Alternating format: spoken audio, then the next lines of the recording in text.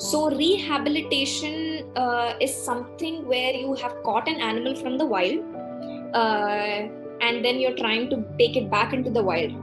Okay, that is what is rehabilitation. And what happens is, it is a part of conservation, a small part of conservation.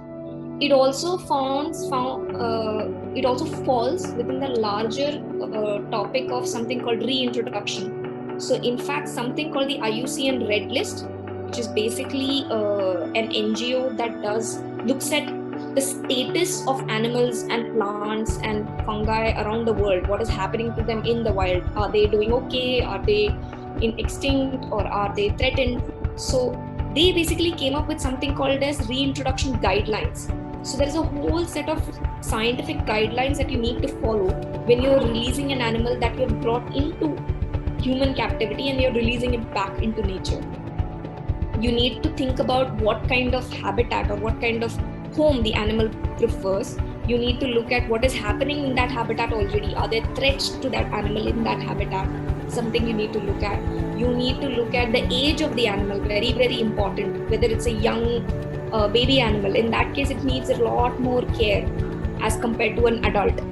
At the same time, you need to make sure when you're capturing the animal, it's being given a quarantined environment, because you can give it a disease. If it's a mammal, diseases can jump from you to the animal or from the animal to you. So you need to be very careful about that. So it's quarantined for a specific amount of time depending on the animal in question. Then after that, it goes through a checkup, and then it goes through some kind of process where there must be a reason why it has been brought into captivity. So that needs to be addressed, what the reason is. And then after that, it is released back into the wild.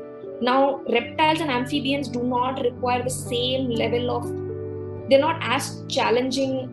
They don't present the same amount of challenges as mammals, let me put it this way.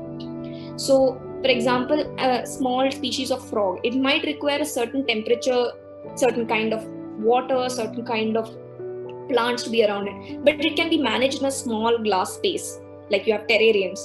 But for example, if you're looking at a sambar deer, it is huge. It needs that much land, it needs that kind of food, it needs that kind of habitat.